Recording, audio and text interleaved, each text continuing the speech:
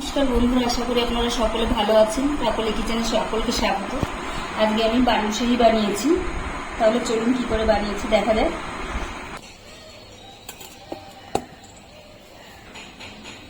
এখানে আমি 1.5 কাপের মতন ময়দা নিলাম, দিচ্ছি সামান্য লবণ, আর এখানে বেকিং পাউডার দিচ্ছি 1 চামচের 4 ভাগের 1 ভাগ।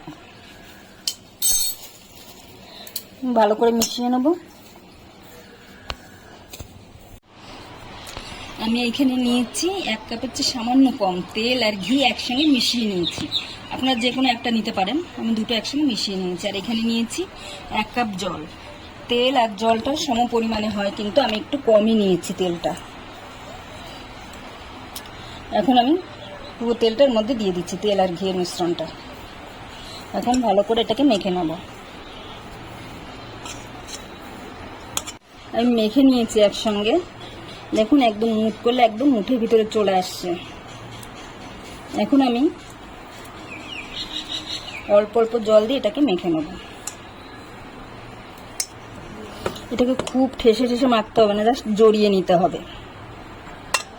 আমরা যেরকম রুটি খাই সেভাবে মাখলে চলবে না, শুধু এটাকে এক জায়গা করে জড়ো করে নিতে হবে। আমি একসঙ্গে জড়িয়ে নিয়েছি। দেখুন এখন আমি এটাকে রেস্টে রেখে দেবো 10 মিনিটের জন্য।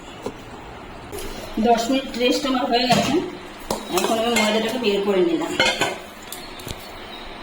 এখন এটাকে হাত দিয়ে এরকম চেপে চেপে দেবো।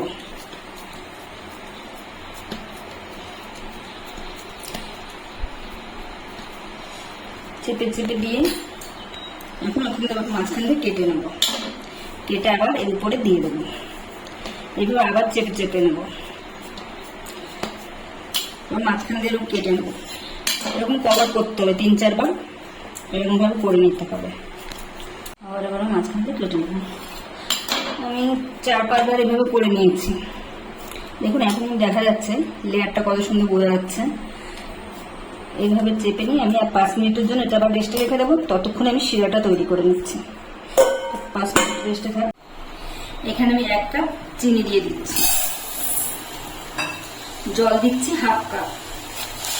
যতটা চিনি নিতে হবে তার অর্ধেকটা জল দিতে হবে।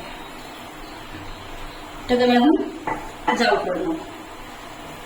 এখানে 3টে এলাচ ফাটিয়ে দিয়ে দিলাম, আর চামচের মাথায় সামান্য একটু ফুড কালার দিলাম। আপনারা চাইলে এটা নাও দিতে পারেন। এখন আমি ভালো করে জাল করে নেব। এটা 1 তার বা 2 তার কিছু হবে না, শুধু ফুটে ওঠা অবধি অপেক্ষা করব। এখানে আমি 1 কাপ চিনি দিয়েছিলাম, কারণ আমার কাছে একটু আগের রস আছে, এটা মেশাবো, সেই জন্য আমি কম করে একটু চিনি দিয়েছি। আপনারা 1.5 কাপ চিনি দেবেন। 1.5 কাপ চিনি আর 1.5 কাপ জল দেবেন। এখন এটা চিপচিপে, মানে খুব 1 তার বা 2 তার হবে না, একটু চিপচিপে ভাব হবে। ততক্ষণ আমি জাল করবো। ওইদিকে রসটা জাল হচ্ছে, ততক্ষণ আমি বালুশাহীগুলো বানিয়ে নেব। এখন এটাকে আর একটু চ্যাপটা করে দিচ্ছি।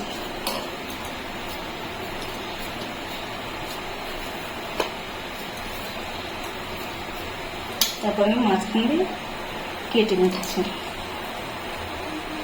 3 ভাগ করে কেটে নিলাম।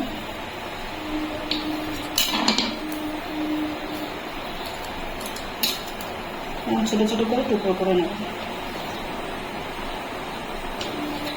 আমি একটা টুকরো দিয়ে 3টে করে নিচ্ছি। এখন হাত দিয়ে এরকম গোল করে নেব। হাত দিয়ে একটু চেপে গোল করে নিয়ে ভালো করে একটু গোল করে নিতে হবে। একটু চ্যাপটা করে মাঝখান দিয়ে এরকম এরকম আমি ফুটো করে নেব। এরকম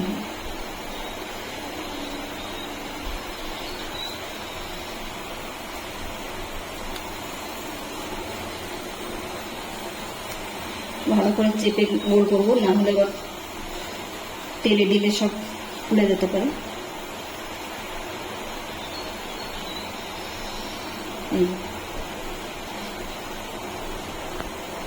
এইভাবে আমি সবগুলো করে নেব। রসটা আমার জাল হয়ে গেছে। হাতে নিয়ে এখন দেখতে হবে একটু চিপচিপে ভাব।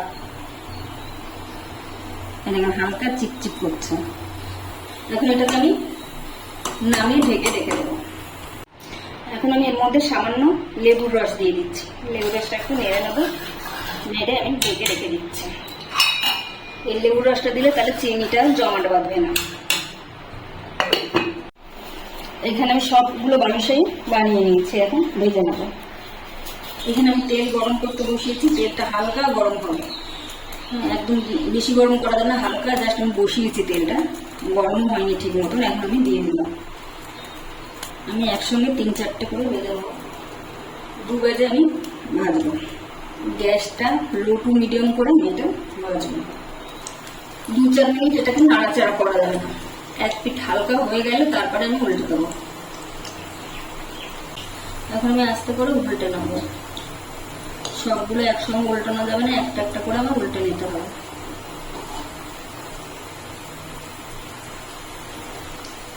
এখন উল্টে পাল্টে দিতে হবে, এখন শক্ত হয়ে গেছে 2 সাইডটাই। এখন উল্টে পাল্টে হালকা ব্রাউন করে আমি ভেজে নেবো। বালুশাহীগুলো দেখুন ফুলে ডবল হয়ে গেছে। এখন হালকা হাতে নাড়িয়ে চাড়িয়ে আমি হালকা লাল লাল করে ভেজে নেব। হালকা ব্রাউন হয়ে গেছে, আমি এখন তুলে নিয়ে ডাইরেক্ট একদম শিরার মধ্যে দিয়ে দেবো।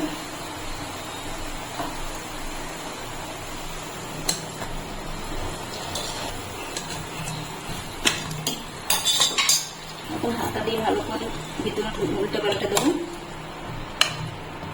এর মধ্যে খুব বেশি সময় রাখতে হবে না, 3-4 মিনিটের মতন আমি রাখবো, তারপরে আমি উঠিয়ে নেবো। এখন দ্বিতীয়বার ছেড়ে দেবো।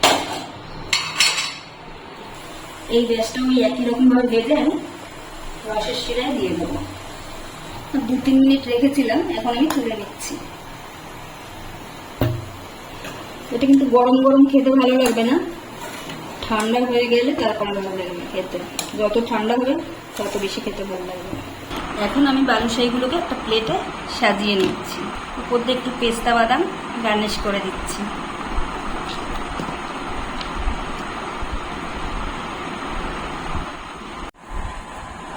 রেসিপিটা আমার তৈরি হয়ে গেছে, আমি এখন একটা ভেঙে দেখাচ্ছি কেমন হয়েছে।